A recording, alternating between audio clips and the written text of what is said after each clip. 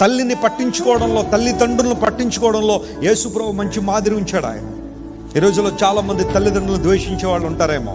ఏముందండి, మాకేం చేయలేదని, మాకేం ఇవ్వలేదని, జన్మ ఇవ్వలేదా వాళ్ళు, అంతకన్నా ఇంకేం కావాలి? వాళ్ళు ప్రేమించద్దా తల్లిదండ్రుల్ని? ఉదయం వచ్చే వరకు నీ తల్లిదండ్రులు నిర్లక్ష్యం చేయొద్దని బైబిల్లో రాయబడింది.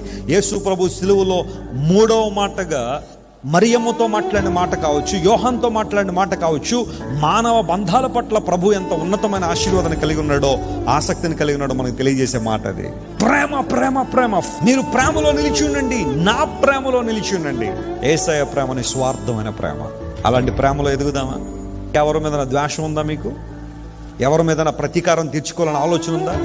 నేను బతుకుతుందే దానికోసం వెస్లీ గారు అనుకుంటున్నావా? Leave it off today. వదిలిపెట్టేదాన్ని. ఎందుకోసం తెలుసా? వాళ్ళకి ఎంత ప్రయోజనమో తర్వాత సంగతి, కానీ వాళ్ళకన్నా ముందు నీకే ప్రయోజనం. ప్రేమ కలిగి ఉండడం ద్వారా నీవే దీవెన పొందుతావు.